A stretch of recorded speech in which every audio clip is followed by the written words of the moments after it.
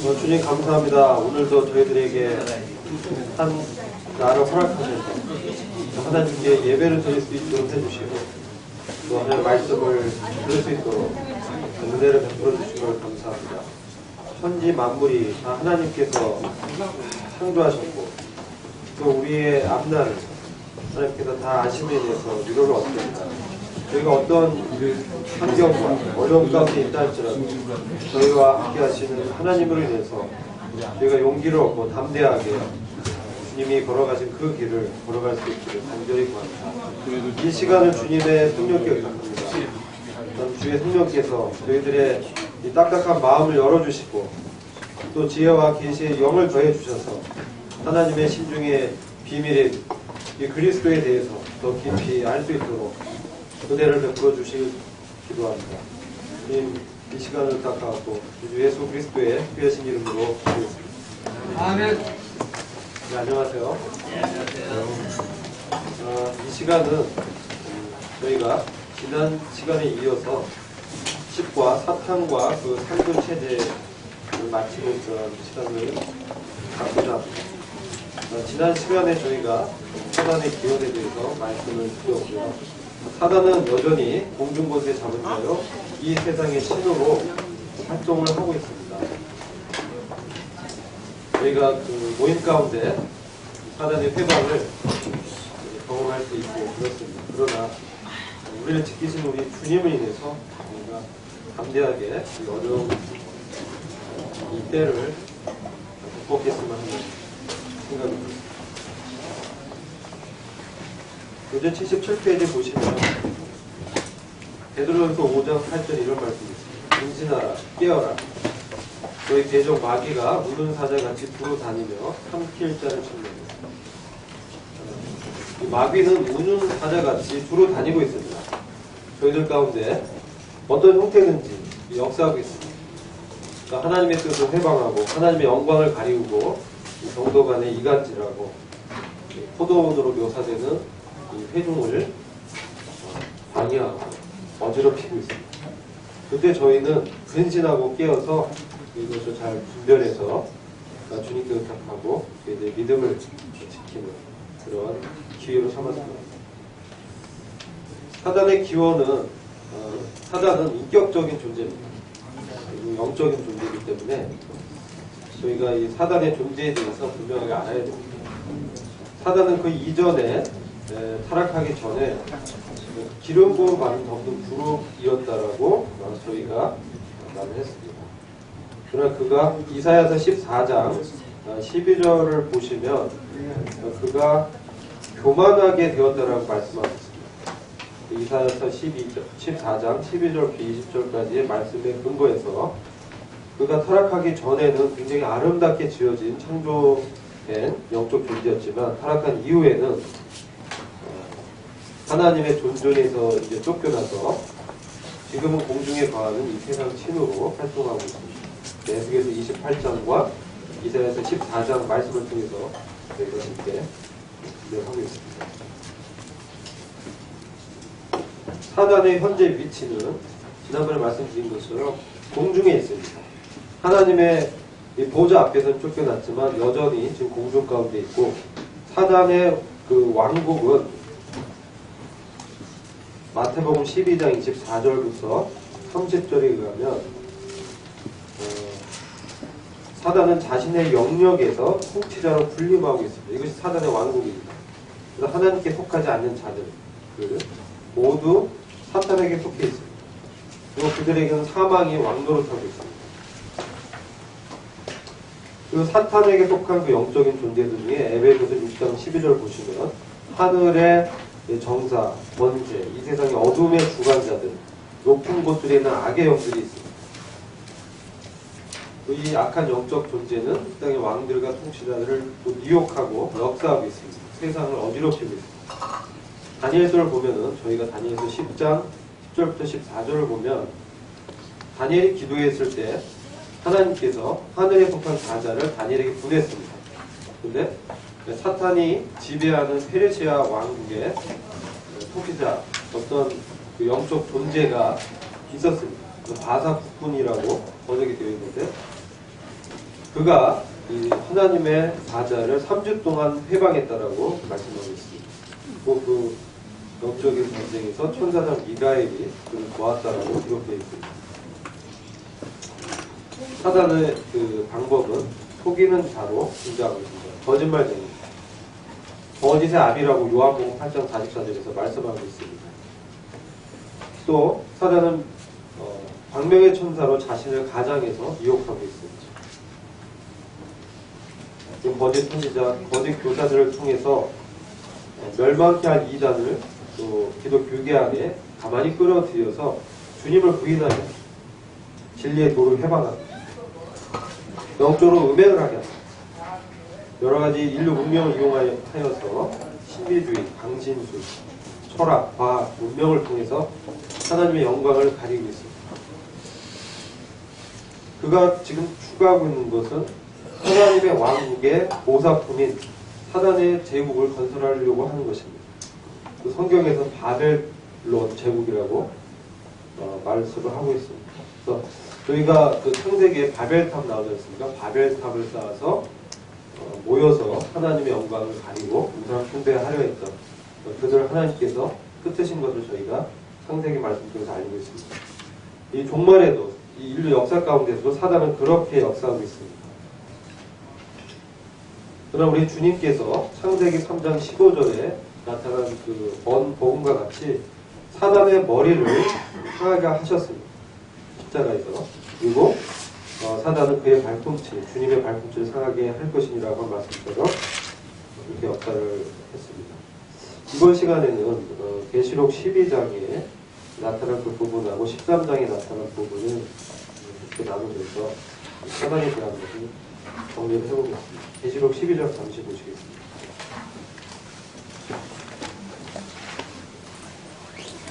계시록 12장을 보면 이 12장 말씀 전에 지난 시간에 제가 잠시 말씀을 드렸는데요. 12장에 보면 다섯 인물에 대해서, 다섯 어떤 영적 존재에 대해서 말씀하고 있습니다. 12장과 13장을 걸쳐서 7 인물들을 계시록 말씀에서 말씀해 주고 있는데, 우리 이 12장 말씀과 13장 말씀을 통해서 이 사단의 정체와 사단의 역사, 또 앞으로 사단이 어떻게 나타날 것인지를 말씀 통해서 보고자 합니다. 12장 1절에 보면 하늘에 큰 이적이 나타났으니 한 여인이 해로 옷 입었고, 이 해는 태양입니다. 태양으로 옷 입었고 달을 그녀의 발밑에 두었으며 머리에는 12별이 있는 면류관을 썼다라고 말씀하고 있습니다. 이 여인의 존재에 대해서 우리가 생각을 해봐야 됩니다. 첫 번째 이제 등장한 것이 여인입니다. 두 번째, 3절에 보는데 여인은 아이를 배웠고 산통을 지금 경험하고 있습니다. 상고로 울부짖으며 출산하려 함으로 아파하고 있는 그 장면이 나타나고 있습니다. 여인은 지금 이제 상고 중입니다. 이렇게 말씀하셨고요. 3절에 보시면 또 하늘에 또 다른 이적이 나타났으니 보라, 커다란 붉은 용 한 마리가 있는데 7 머리와 10뿔이 있고 그 머리들 위에는 7 왕관이 있더라. 이 붉은 용이 나타납니다. 이 용의 정체에 대해서 9절에 보시면 말씀이 해석을 해주고 있는데, 이 큰 용이 쫓겨나니 그는 마귀라고도 하고 사탄이라고도 하는 옛뱀, 곧 온 세상을 미혹하던 자라. 이렇게 말씀하고 있습니다. 또 붉은 용, 이것은 사탄이라고 성경에서 말씀하고 있습니다. 세 번째 5절에 보시면 그녀가 산의 아이를 낳았는데, 이 그녀는 우리가 1절에서 말씀한 상고 중에 있던 여인입니다. 근데 그 여인이 산의 아이를 낳습니다. 곧 이 아이는 모든 민족들을 철장으로 다스릴 자라고 말씀하고 있고, 그녀의 아이가 하나님과 그의 보좌 앞으로 들려올라 가더라. 이 산의 아이가 누굴까에 대해서 지난 시간에 시편 2편 말씀을 통해서 철장으로 민족들을 다스릴 권세를 받을 아들에 대해서 말씀드렸습니다. 누구죠? 이 사내 아이가 예수 그리스도. 예수 그리스도. 근데 지금 예수 그리스도께서 하늘에 승천하는, 하나님의 보좌 앞으로 올라가는 장면이 또 나타납니다. 승천하는 장면이. 네 번째 인물은 7절에 나타나는데요. 하늘에 전쟁이 있으니 미가엘과 그의 천사들이 용을 대항하여 싸우고 용각의 천사들도 싸우나 그들이 이기지 못하여 하늘에서 더 이상 승부를 쌓지 못했다. 지난 시간 때 말씀드렸죠. 이스라엘이 이제 어려울 때마다 등장하는 천사죠. 미카엘.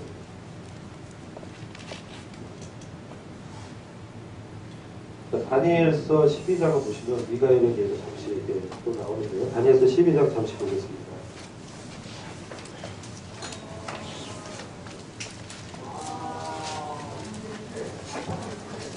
다니엘서 12장을 보시면 그때의 1절입니다. 그때의 미가엘이 일어서리니 이는 내 백성의 자손을 위하여 일어서는 위대한 통치자라. 또 고난의 때가 있으리니 그것은 민족이 생긴 이래로 그때까지 결코 없었던 것이다. 그때에 내 백성이 구제될 것이니 곧 그 책에 기록되어 발견될 모든 자들이다. 땅의 흙 속에서 잠자는 많은 사람들이 깨어날 것이며 얼마는 영원한 생명을 얻겠고 얼마는 수치와 영원한 모욕을 받으리라. 여기서 미가엘은 내 백성의 자손을 위해서 일어서는 위대한 통치자라고 소개하고 있습니다. 여기서 내 백성은 다니엘이 속한 백성의 자손을 위해서 일어서는 그러한 통치자로 말씀하고 있습니다. 이것은 이스라엘을 지키는 이 천사랍니다. 어떤 때 일어나냐? 미가엘이 일어났는데 그 미가엘이 어떤 일에 개입했는데 그것은 민족이 생긴 이래로 그때까지 결코 없었던 어떤 고난의 때라를 말씀하고 있습니다. 이스라엘 민족이 전무후무한 환난의 때를 통과할 것이 예언이 되어 있습니다. 그런데 그때에 이 미가엘이 나타난다고 말씀하고 있는 것입니다. 그리고 그 환난 중에 어떤 일이 있냐면 2절에 부활의 사건이 일어납니다. 땅의 흙 속에서 잠자는 많은 사람들이 깨어날 것이라 얼마는 영원한 생명을 얻겠고 이렇게 말씀하고 있는데 이스라엘의 환란기를 우리가 생각할 수 있습니다. 이스라엘의 환란기.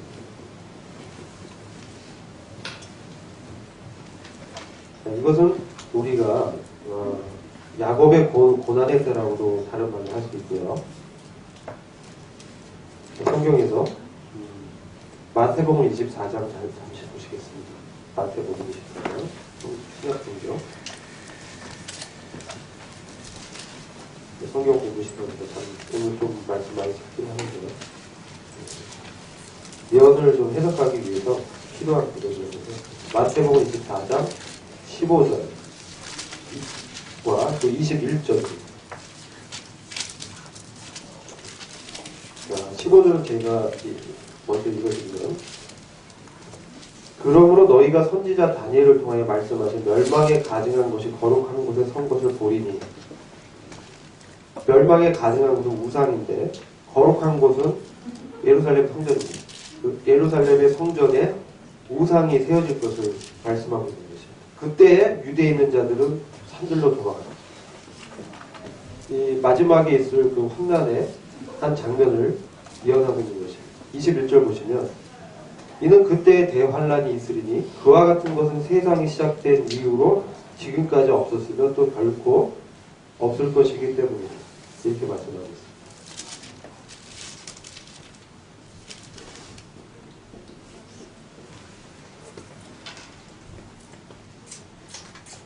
다시 돌아오겠습니다. 데살로니가 후서 2장을 잠시 보시겠습니다.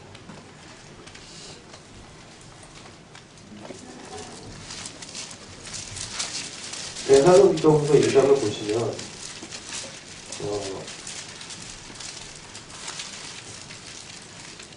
1절 잠시 보시겠습니다. 성도들, 우리 주 예수 그리스도의 오심과 그 앞에 우리가 함께 모이는 일에 관하여 이제 너희에게 간구하노니. 자, 여기서는 우리 주님께로 교회가 모이는 이 휴거에 대해서 말씀하고 있습니다. 주님이 오시는 이 주님의 날이 가까웠다고 할 수 있는 이러한 핍박을 데살로니가 성도들이 당했습니다. 혹시 이 주님의 날이 왔느냐? 그래서 마음에 흔들림과 동요가 있었습니다. 또 어떤 사람들은 주의 날이 왔다라고 말을 했던 분들이 있었습니다. 그때 사도 바울이 이렇게 말씀하고 있는 것입니다. 그런 주님의 날이 오기 전에 있을 일에 대해서 예언을 하고 있는데 3절 보시면 아무도 어떤 모양으로든지 너희를 미혹하지 못하게 하라. 이는 먼저 배교하는 일이 이르지 않고 또 그 죄의 사람 곧 멸망의 아들이 나타나지 않고서는 그날이 오지 아니합니다. 그는 대적하는 자며 또 하나님이라고 불리는 모든 것과 숭배받는 대상 위에 자신을 높여 하나님의 성전에 앉아 하나님처럼 보여 자신을 하나님이라고 하느니라. 하나님의 성전에 앉아 하나님처럼 보여 자신을 하나님이라고 하는 이 대적하는 존재가 있습니다. 이 존재를 이 짐승이라고 우리가 통칭해서 말을 할 수 있습니다. 계시록 13장에 나타나는데 이 짐승에 대해서 적그리스도 두 가지 측면이라고 저는 해석하는데요. 적그리스도적인 존재가 나타나는데 한 측면은 이 정치적인 측면으로 나타납니다. 정치적인 지도자, 정부의 형태로 나타나서 이 세상을 미혹하는 그러한 존재가 있고요. 또 다른 측면은 종교적인 측면에서 나타납니다. 그래서 이 첫째 짐승, 정치적인 지도자를 우상을 만들고 이를 숭배하게 하는 이 종교적인 어떤 지도자 역할을 하는 사람이 있습니다. 이 거짓 선지자라는 것.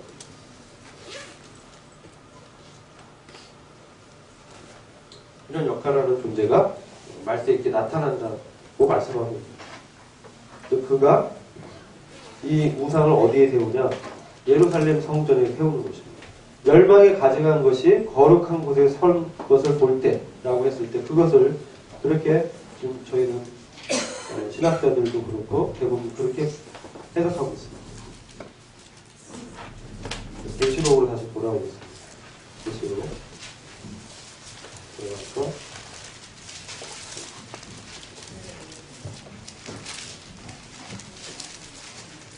12장 보시면 미가엘까지 저희가 했는데요. 미가엘이 나타내는 상황이 이런 환란기입니다. 이 환란기라는 것은 사단이 하늘에서 쫓겨납니다. 지난 시간에 잠시 말씀드렸는데 그래서 17절 보시면 이 땅에 쫓겨나서 그가 분노해서 땅에 남은 자들과 싸우는 장면이 17절에 나옵니다. 12장 17절 계시록 12장 10절 보시면 용이 여인에게 분노하며 여인의 씨 가운데 남은 자들 즉 하나님의 계명들을 지키며 예수 그리스도의 증거를 가진 자들과 싸우려고 나가더라. 이 용은 마귀인데요. 이 여인에 대해서 분노했다라고 하고 있습니다. 지금 이 여인은 상고를 겪고 있고요. 사내 아이를 낳았는데 사내 아이는 예수 그리스도라고 했습니다. 그럼 이 여인은 누구겠습니까? 머리에는 12별이 있는 멸류관을 썼고 옷은 태양으로 옷 입었고 다른 그녀의 발밑에 있습니다. 우리 요셉의 꿈을 한번 기억해 보죠. 12별이 있고 해와 달이 그 앞에 절을 하죠. 그렇죠? 또 요셉의 꿈을 또 여기서 우리가 좀 비춰줄 수도 있고 또 이 사내 아이가 예수 그리스도라면 예수 그리스도를 산출할 어떤 민족 이 여인이라고 할 수 있겠습니다. 야곱의 12 아들을 통해서 형성되는 한 나라. 어느 나라죠? 이스라엘. 그래서 이 여인은 바로 이스라엘이라고 말씀드릴 수 있습니다. 용과 좀 이스라엘이 보시면 등장을 하는데 인류 역사가 이 용이 이스라엘을 핍박하는 장면으로 나타나고 있는 거예요. 어떤 면을 핍박하냐면 4절 보시면 용이 그 아이가 태어나자마자 삼키려고 출산하려는 그 여인 앞에 서 있다. 아이는 예수 그리스도입니다. 우리가 신약 성경에서 예수 그리스도가 태어나기 직전에 일어났던 일들, 또 태어날 그 당시에 일을 복음서에서 볼 수 있습니다. 그때 당시 분봉왕 헤롯 왕이 있었죠. 헤롯 왕이 자신에게 찾아와서 유대인의 왕에 대해서 질문했던 동방박사들에게 답변을 하는 장면이 나타나죠. 그런데 동방박사들이 그 꿈을 통해서 헤롯에게 돌아가지 말라는 것을 듣고 다른 길로 가버리고 베들레헴 근처에 2살 미만의 이제 어린 아이들을 다 죽이라고 이런 명령이 내려집니다. 이것은 우리가 이렇게 봤을 때 이 말씀을 통해서 예언 이미 되어 있는 그런 말씀들을 우리가 기억할 수 있고요. 이 용은, 이 마귀는 결국 예수 그리스도가 나타나는 것을 방해해 왔다는 거예요. 이스라엘을 핍박해 왔습니다. 이것은 이제 저희가 창세기 3장 15절에 나타난 원복을 있지 않습니까? 여자의 후손이 있고요. 여자의 후손은 예수 그리스도인데 이 뱀의 이 머리를 여자의 후손이 이제 상하게 합니다. 뱀은 이제 사단을 상대하는데 사단은 이 사망의 권세를 갖고 있습니다. 제가 아까 히브리서 2장을 말씀드렸었는데 히브리서 2장에 보면 예수님이 육체의 몸을 입고 오신 것은 죄 아래에서 죄에 매여서 일생의 종로, 이 삶에 이 죄악된 삶의 종로로 타던 우리를 해방시키기 위해서 주님이 몸을 입고 오시고 죽으시고 부활하셨다 이렇게 말씀하고 있는 거죠. 히브리서 2장에서. 그래서 이 사망의 권세를 이제 깨신 거죠. 그러니까 사단은 이것을 계속 방해해온 것입니다. 이 구약의 역사를 보면 이스라엘 민족을 이렇게 어렵게 해왔습니다. 이스라엘을 우상 숭배하고 여인들과 간음하게 하고 하나님의 영광에서 떠나게 하고 계속해서 그렇게 방해해왔던 거예요. 구약의 역사를 보면 이스라엘 범죄한 가운데 사단이 개입이 있었습니다. 역사하는 것입니다. 우리가 잘 아는 그 에스더서 보시면 나타나는 그 존재 중에 하만이라는 존재가 나옵니다. 하만은 적그리스도의 예표인데 이 하만이 유대 민족을 말살하려고 당시 아하수에로 왕에게 청하는 그런 것들을 우리가 볼 수가 있습니다. 하만의 이 부모는 실패했습니다. 모르드게와 에스더를 통해서 주님이 개입하셔서 이스라엘을 적극적으로 구원하는 그런 역사가 기록되어 있습니다. 이전에는 어떤 역사가 있었습니까? 이스라엘 민족이 강성하게 된 것은 제가 지금 인류의 역사를 간략하게 요한계시록 12장에 나타난 예언적 측면에서 말씀을 드립니다. 출애굽기를 보면요. 이스라엘이 지금 애굽, 이집트, 그 당시 강대국이 있던 이집트에 가서 편안하게 지냈습니다.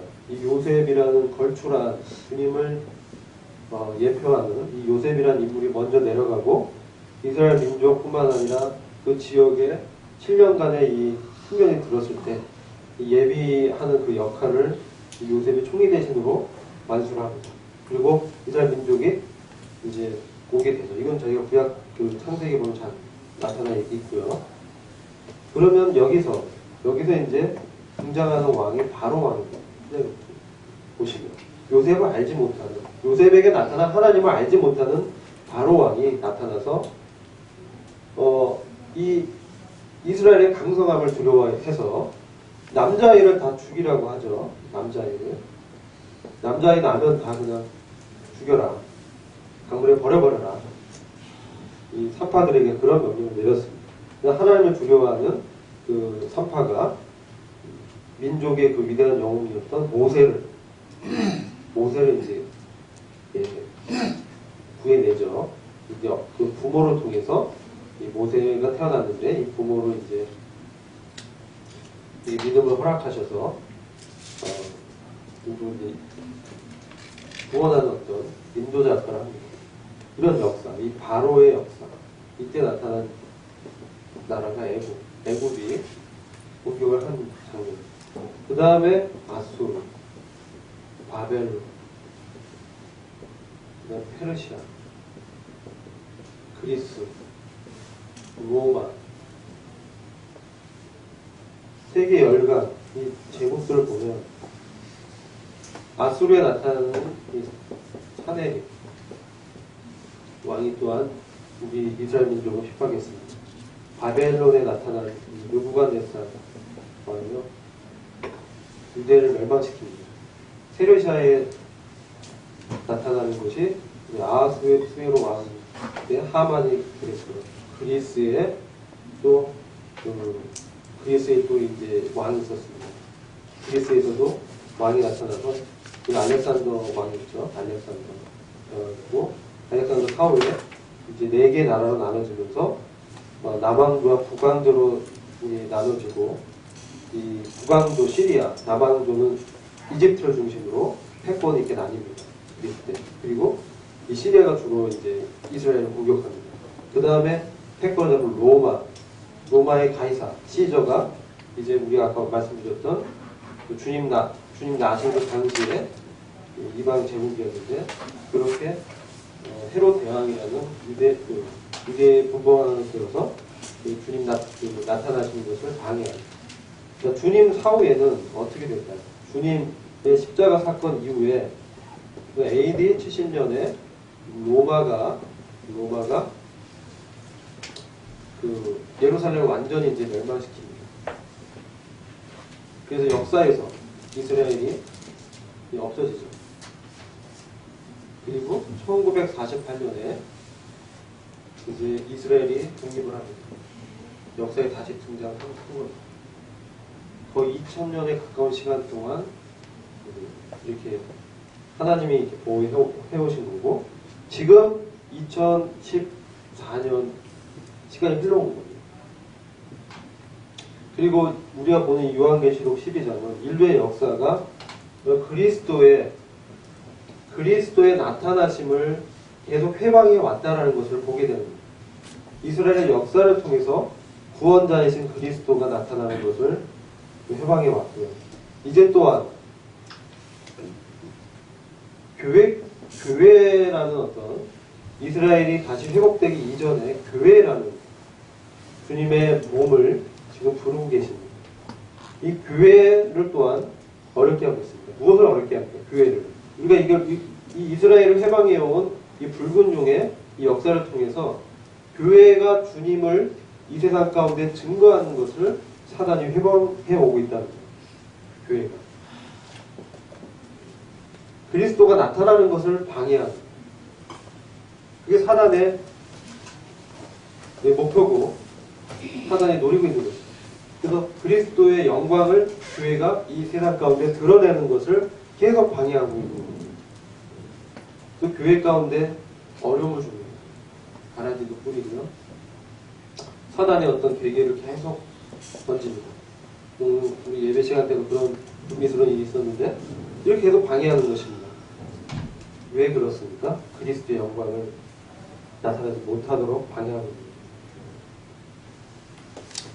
이게 사단의 인류 역사 동안 보여준 그의 이 전략입니다. 그게 계획입니다.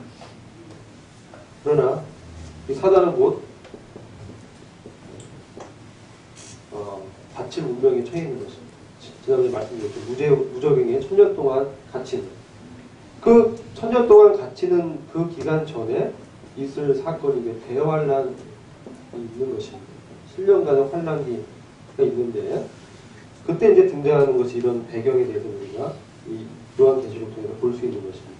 이때 사단을 돕는 두 존재가 있는데, 그것이 요한계시록 13장에 이제 나오는 짐승입니다. 하나는 첫째 짐승이 등장하고요. 둘째 짐승이 등장합니다. 요한계시록 13장 잠시 보시겠습니다. 그리고 이 사단과 이 짐승들이 공격하는 대상이 또, 지금 교회는, 우리가 지금 이 시대는 교회 시대라고 우리가 얘기하고 있는데, 교회가 이 공중에 휴거된 사건 이후에 이 나타날 이 이스라엘의 이 회복의 어떤 역사가 바로 환란기예요. 그러니까 이 환란기는 어떻게 보면 이스라엘이라는 한 나라를 다시 하나님의 민족으로 회복시키시는 그 기간입니다. 야곱의 고난했다는 게 그런 목적이 있는 것입니다. 그러면서 그들을 구원하고 이 세상의 심판을 통해서 하나님의 이 주권을 이 세상 가운데 알리는 것입니다. 선포하시는 것입니다. 이것은 출애굽기의 그 출애굽의 역사를 보시면 동일한 어떤 측면을 발견할 수 있습니다. 이스라엘의 애굽이라는 이 세상을 상징하는 바로 밑에서 고난 가운데 있을 때 그들이 이 번짐받는 장면을 우리가 기억할 수 있을 것입니다. 마찬가지로 대환란 기간 동안에 세계의 정부, 짐승에 의해서 세워진 이 세계 정부의 밑에 있게 될 이스라엘이 아주 고통 가운데 이제 처하게 된다는 것이 예언되는. 그것이 왜 그러냐면은 이스라엘은 이 역사적으로 하나님의 택하신 민족이었습니다. 아브라함과 맺으신 하나님의 언약 때문에 지금 이스라엘을 보호하시고 이스라엘이 실수하고 넘어져도 지키시고 하나님께서 그 한번 그 부르심과 은사에는 후회하심이 없다고 하셨기 때문에 이스라엘 민족을 하나님은 염두에 두게 된 것입니다. 왜 그러냐면 이 땅 가운데 지상의 영광을 이스라엘을 통해서 나타내고자 하는 하나님의 계획이 있는 것입니다. 교회는 영적인 하늘의 신령한 복을 주님이 약속하셨습니다. 그래서 지금 이 교회 시대에서는 이 교회가 이 땅 가운데 교회가 우리 성도들이지 않습니까? 교회가 어떤 건물이 아니잖아요. 우리 성도들이 이 세상을 믿음으로 이렇게 살아가면서 주님을 이렇게 드러내는 것이 교회에 대한 지금 계획인 거예요. 이스라엘은 아직 주님을 민족적으로는 믿고 있지 않습니다. 그렇다면 지금 이 기간은, 지금 우리가 살고 있는 시대는 교회가 하나님의 영광을 드러내고 그리스도의 인격을 삶 가운데 증거해내는 그러한 하나님의 계획이 있다는 것입니다. 이것은 미래적인 것이 아니라 현재라는 것입니다. 그러니까 현재 우리가 지금 살면서 우리의 삶 가운데 이 그리스도의 인격을 나타내는 그것이 주님이 주목하고 있다는 거예요. 그것이 바로 알곡입니다. 알곡. 그래서 알곡들을 주님이 나중에 오실 때 주님과 같이 변화시키실 것입니다. 이게 휴거 부활의 그 영광이 있을 것입니다. 먼저 돌아가셔서 땅에 묻혀있는 그런 성도들을 다시 살리실 것입니다. 또 지금 우리는 그런 가운데입니다. 아직 이스라엘에 대한 이런 환란기, 야곱의 때가 시작되지 않았습니다. 근데 요한계시록 12장은 지금 그때를 가정해서 그때에 어떤 일이 일어날지 1년의 환란기에 있을 일들의 주요 인물들을 얘기하고 있는 것입니다. 7 인물들을 얘기하고 있는데 5 인물이 12장에 나타납니다. 여인, 붉은 용, 하나의 아이, 여인은 이스라엘, 붉은 용은 사탄, 하나의 아이는 그리스도, 미가엘은 이스라엘의 환란기에 들어갔을 때 그 이스라엘 민족을 지키는 천사다. 5번째는 유대인의 남은 자. 유대인의 남은 자들이 지금 17절에 기록되어 있습니다. 유대인의 남은 자.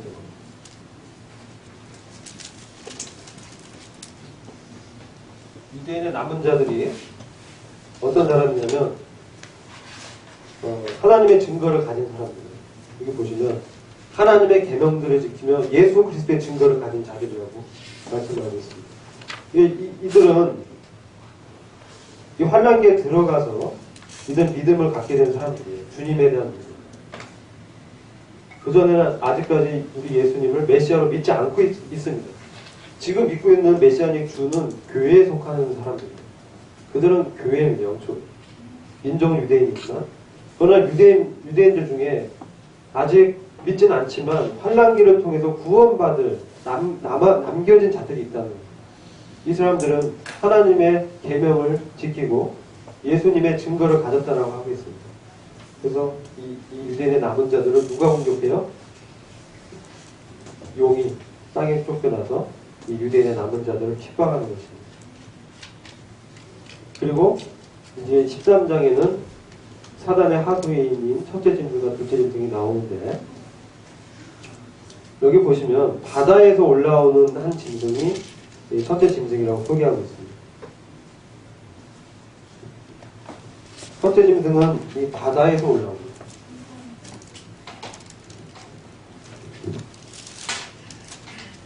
여러분, 여기가 이제 소아시아라고 하고요. 이게 이제 연결이 되어 있지 않습니까? 여기가 이제 이스라엘, 팔레스타인 지역이죠. 여기서 이제 바다라고 했을 때는 이쪽 서쪽입니다. 여기 어떤 나라가 있습니까? 로마가 있습니다. 지도 제가 그림 잘 못 그리거든요.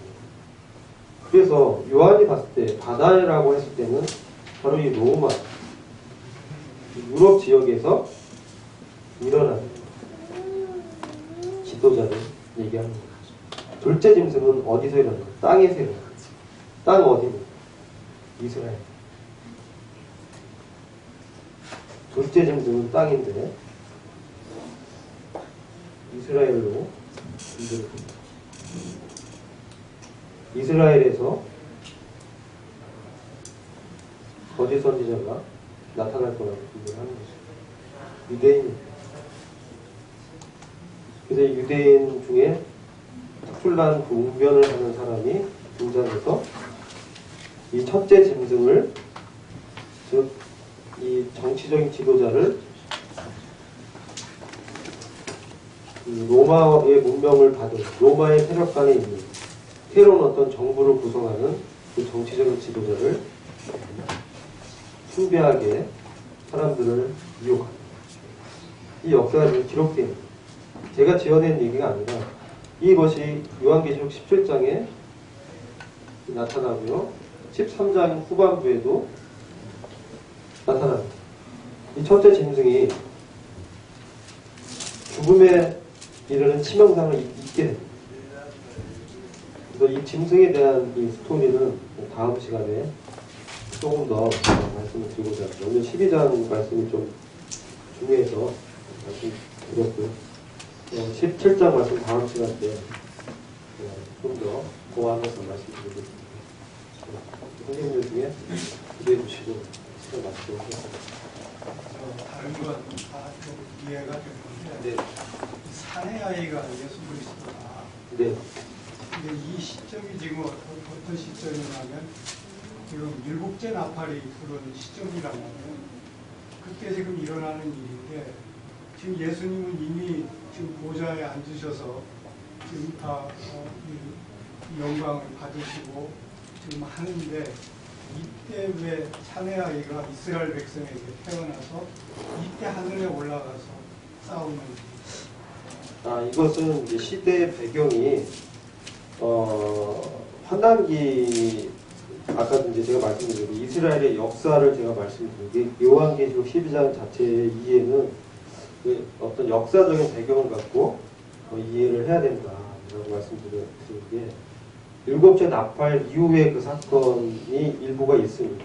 그것이 6절에 보시면은 말씀하신 대로 또 3년 반을 위해서 하나님께서 여인을 위하여 마련하신 곳에 있는데, 이 전반부의 1절부터 5절까지의 설명을 보시면 이것을 이제 교회라고 분별하신 분이 있습니다. 교회에서 사내 아이가 나타나기 때문에 이 사내 아이는 이기는 자들이다 해석하는 해석이 있습니다.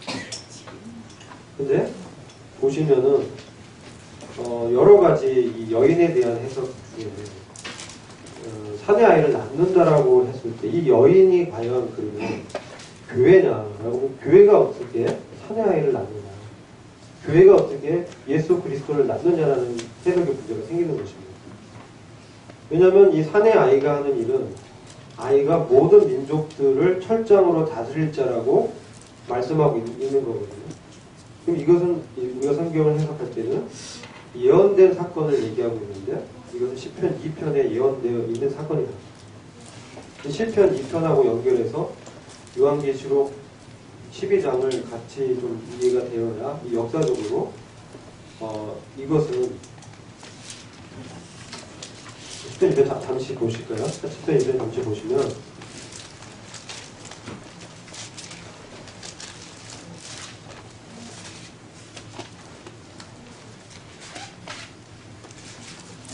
성경에서 이 철장을 갖고 이 다스리는 이 말씀은 9절에 10편 2편 9절에 나오는 거예요.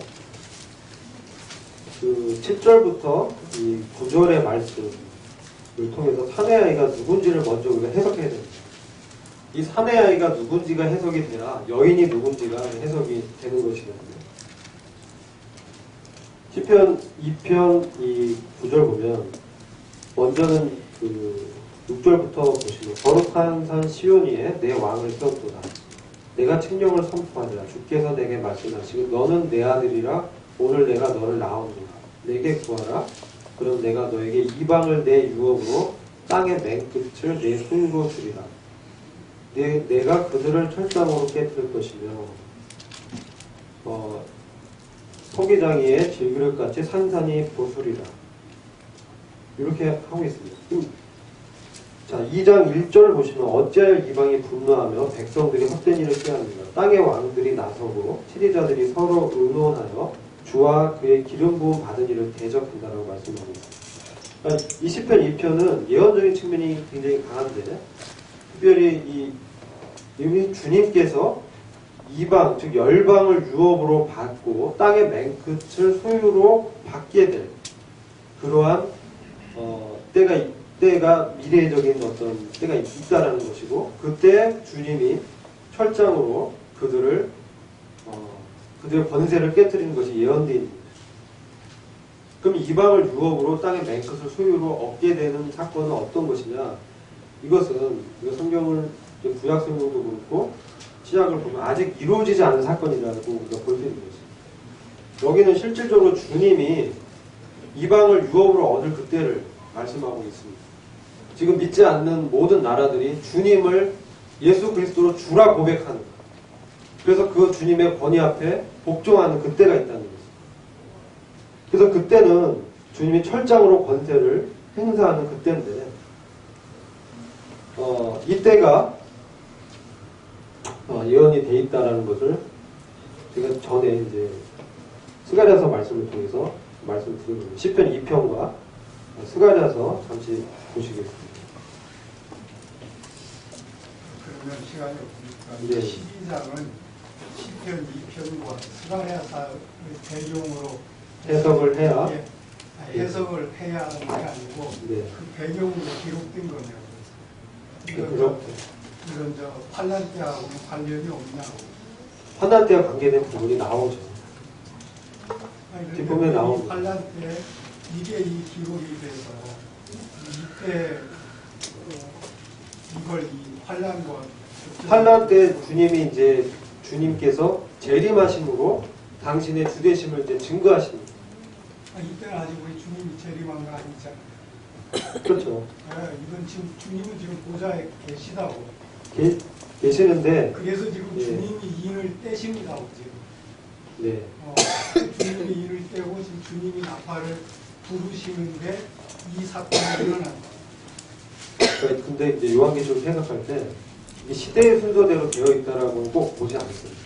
그러니까 12장에 여기 이게 시대의 흐름대로 이렇게 된 해석이나 그렇게 안 보고 시대적인 어떤 흐름에 따라 있기보다는 사건별로 인물별로 지금 기록되어 있는 부분입니다. 그래서 이 부분은 사내아이에 대한 해석을 먼저 해야 되고요. 사내아이에 대한 해석을 하기 위해서 성경에서 시편 2편과 스가랴서 말씀을 통해서 사내아이가 그리스도라는 것을 예언하고 있다는 것을 봐야 됩니다. 네, 그런 측면에서 그렇게 보시면 1절부터 4절 말씀에 이 장면이 역사적으로 지금까지 인류의 역사를 설명하고 있는 그러한 이 배경으로 볼 수 있다. 이렇게 말씀드립니다. 시간이 좋기 때문에 선생님들 위해서 기도해 주시고 마치도록 하겠습니다.